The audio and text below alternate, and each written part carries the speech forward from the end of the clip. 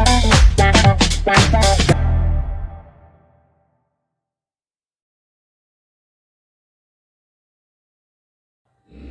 Students, polynomial chapter 2 class 10th। आज part 2 करेंगे हम। पार्ट 2 में पिछले लेक्चर में हमने पॉलिनोमियल्स के बारे में, कोफिशिएंट, कांस्टेंट टर्म के बारे में और वेरिएबल के बारे में समझा था। इस वीडियो में हम टाइप्स ऑफ पॉलिनोमियल पढ़ेंगे। तो यहाँ पर को आप 3 टाइप्स ऑफ पॉलिनोमियल पढ़ेंगे। पहला है लीनियर पॉलिनोमियल। तो लीनियर पॉलिनोमियल किसे कहेंगे आप? Linear polynomial.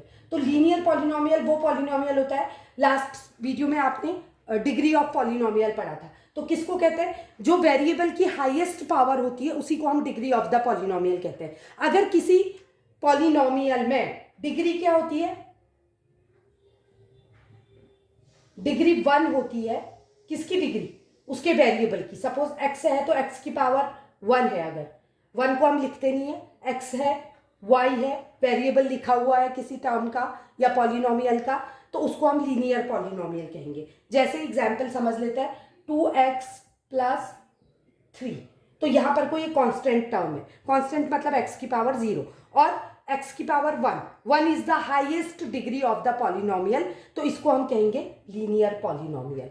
ऐसा पॉलिनोमियल जिसकी डिग्री 1 होती है उसको हम क्या कहते हैं? Linear polynomial. इसको हम ये लिख सकते हैं, इसको हम जो जहां पर को कोफिशिएंट क्या हो सकता है? कोई भी रियल नंबर हो सकता है। रियल नंबर बने, रियल नंबर का मतलब होता है रैशनल और इरेशनल नंबर कुछ भी हो सकता है। सपोज मैं लिख दूं √2x + 4, तो ये भी क्या है? एक लीनियर पॉलिनोमियल। सपोज मैं लिख देती हूँ √5x, तो this is also linear polynomial. But अगर मैं केवल नंबर लिख देती हूँ तो this is not linear polynomial, क्योंकि इसमें x की पावर 0 है।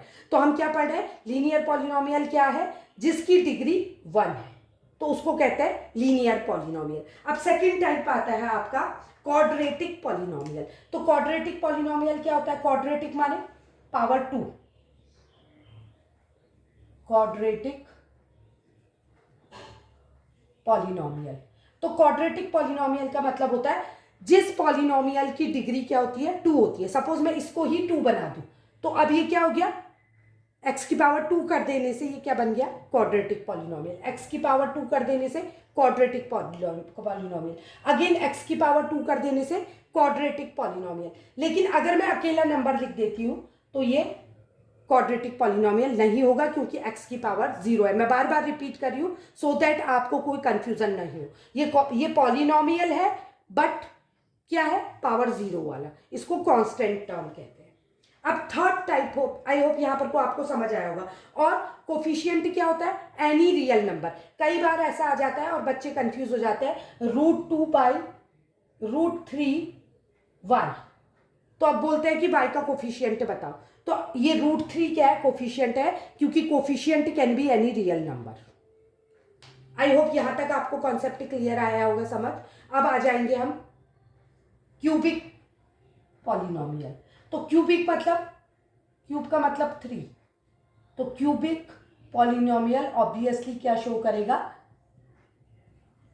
जिसमें पावर 3 होगी। सपोज मैंने ये ले लिया 3x³ + 4, या फिर 3x³ + 2x² + x + 4, ये क्यूबिक पॉलिनोमियल हो गया। या लिख दिया 3x³ + 2x, ये भी एक क्यूबिक पॉलिनोमियल हो गया। इसकी जगह अगर मैं स्क्वायर लिख देती हूँ तो ये क्वाड्रेटिक पॉलिनोमियल हो गया। अगर ये भी हटा देती हूँ तो ये एक लीनियर पॉलिनोमियल हो गया। आई होप यहाँ तक का कॉन्सेप्ट आपको समझ आया होगा। पॉलिनोमियल के टाइप्स, पॉलिनोमियल किससे बनता है? टर्म से। टर्म किससे बनती है? तो आपको एक एक कॉन्सेप्ट समझ आना चाहिए। मैं एक क्विक रिवीजन फिर से आपको देती हूँ कि पॉलिनोमियल का फॉर्मेशन किससे होता है? एक टर्म से। टर्म किससे बनती है? अलोन नंबर से या फैमिली ऑफ नंबर से, या लाइक दिस। तो ये टर्म है। और टर्म का फॉर्मेशन खुद किससे होता है? टर्म में हमेशा एक नंबर और एक वेरिएबल प्रेजेंट रहता है, और जिस टर्म में वेरिएबल प्रेजेंट नहीं रहता उसको कांस्टेंट टर्म कहते हैं। And then types of polynomial, there are 3 types of polynomial. Linear with respect to the degree. To represent their degree, if we are representing the degree 1, degree 2 and degree 3. तो linear polynomial degree 1, quadratic polynomial degree 2 and cubic polynomial degree 3. अब एक important term आता है zeros of the polynomial. तो zero of the polynomial किसे कहते हैं?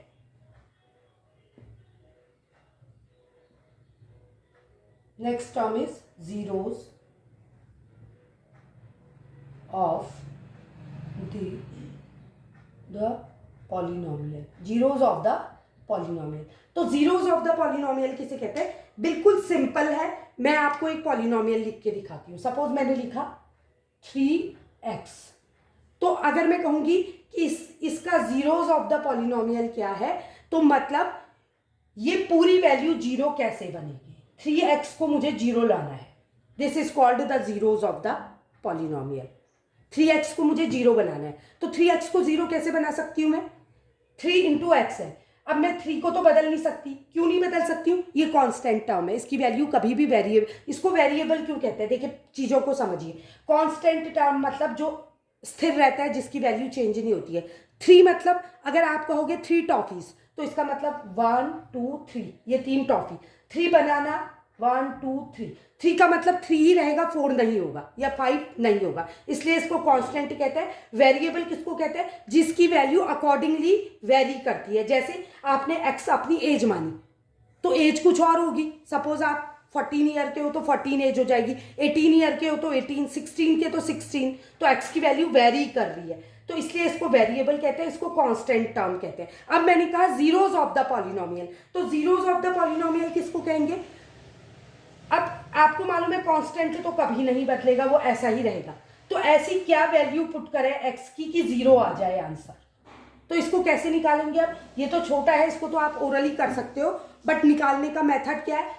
अगर 3x इज इक्वल टू, मतलब हम उस पॉलिनोमियल को जीरो के इक्वेट कर देंगे. जब भी हमको जीरोज ऑफ द पॉलिनोमियल निकालना है तो उस वेरिएबल को जीरो के इक्वेट कर देंगे. तो सपोज मैंने लिखा 3x इज इक्वल टू 0, तो x इज इक्वल टू क्या होगा? 3 को ट्रांसपोज करोगे 0/3 इज इक्वल टू 0.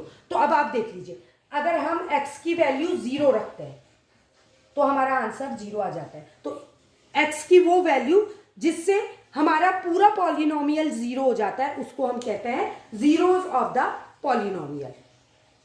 इसको हम फर्दर डिस्कस करेंगे नेक्स्ट वीडियो में. अगर वीडियो पसंद आया तो लाइक, सब्सक्राइब और शेयर करें.